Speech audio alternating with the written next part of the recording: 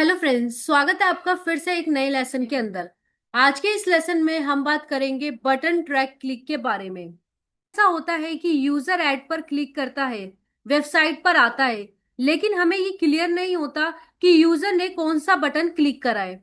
इसी प्रॉब्लम के सॉल्यूशन के लिए हम ऐड में लगाते हैं button track click. Button click tracking का मतलब होता है वेबसाइट पर मौजूद किसी स्पेसिफिक बटन के क्लिक को ट्रैक करना और फेसबुक ये एनालिटिक को बताना कि यूजर ने ये बटन क्लिक किया है। अगर सिंपल शब्दों में कहे तो button click tracking equal to user के एक्शन का प्रूफ। क्या हो जाएगा? Button tracking click equal to user के एक्शन का प्रूफ। अब इसके अंदर कई सारे बटन आते हैं जो ट्रैक किए जाते हैं। अब कितने तरीके के हम ट्रैकिंग बटन होते हैं फेसबुक के अंदर? पहला होता है अप्लाई नाउ का, यानी कि अगर किसी ने अप्लाई नाउ पर क्लिक करा है तो अगर हम इसका बटन लगा दें तो हमारा पास उसका डाटा आ जाता है। दूसरा होता है बाय नाउ। तीसरा होता है रजिस्टर का। चौथा होता है डाउनलोड। फिर होता है व्हाट्सएप चैट का।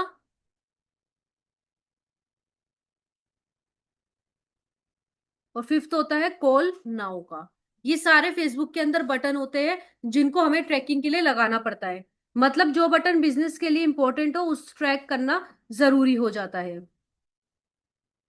अब इसके अंदर ये जो बटन्स लगते हैं, ये जो सारे बटन्स हम फेसबुक के अंदर लगाते हैं, ये क्यों इंपॉर्टेंट है? पहला, यूजर के बिहेवियर को समझने के लिए।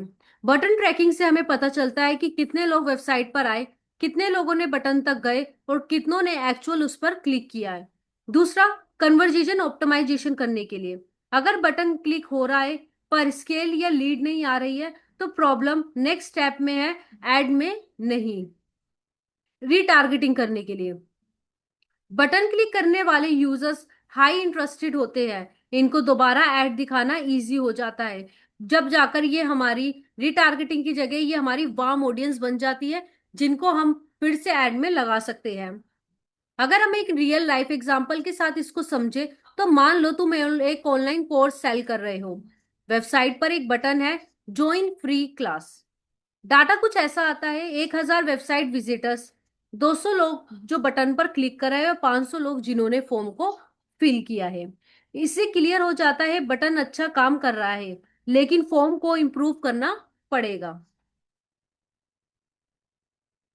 यानी कि अगर हम इसको एक सिंपल शब्दों में समझे तो मान लीजिए आपकी वेबसाइट पर 1,000 लोग आए, उसमें से बटन क्लिक करने वाले कितने थे? खाली 200 लोग। और फॉर्म को फिलअप करने वाले 50 लोग, यानी कि 150 लोगों ने फॉर्म फिलअप नहीं करा, बटन तो क्लिक करा।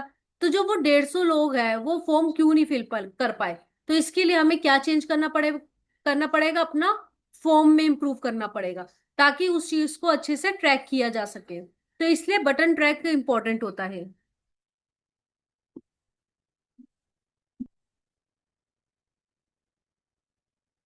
अब आप सोचते होंगे कि इसके अंदर बटन क्लिक ट्रैकिंग और पेज व्यू के अंदर क्या डिफरेंस आ जाता है, क्योंकि पेज व्यू भी वही काम करता है। लेकिन पेज व्यू यूजर्स ने पेज खोला है या नहीं खोला ये दिखाता है, तो वहीं बटन क्लिक यूजर ने इंटरेस्ट दिखाया या नहीं दिखाया इस पर होता है। बटन क्लिक ज्यादा स्ट्रॉन्ग सिग्नल हमें देता है। बटन क्लिक ट्रैकिंग का मतलब है वेबसाइट के इंपॉर्टेंट बटन को क्लिक करने का ट्रैक करना। इससे हमें यूजर इंटरेस्ट, रिटारगेटिंग और ऑप्टिमाइजेशन में हेल्प मिलती है। किस चीज में हेल्प मिलती है? अगर ये बटन क्लिक हो रहा है तो हमें जो हमारे यूजर्स है उनके इंटरेस्ट, उन्हीं ऑडियंस को रिटारगेटिंग करने में और एड को ऑप्टिमाइज करने में, इन तीनों चीजों में हमें उस बटन क्लिक से हेल्प मिलती है। अगर आप ये नहीं जानते कि यूजर ने वेबसाइट पर क्या क्लिक किया है तो एड अधूरी मानी जाती है। बटन क्लिक ट्रैकिंग से आपको क्लियर डाटा और बेटर डिसीजन मिलते हैं। तो आई होप गाइज आपको इसका पता चल गया होगा कि जब हम किसी भी एड के अंदर बटन ट्रैकिंग क्लिक लगाते हैं तो उसकी क्या इंपॉर्टेंस होती है। तो चलिए इस लेसन में इतना ही, हम नेक्स्ट लेसन में आपको नई चीज के बारे में बताएंगे।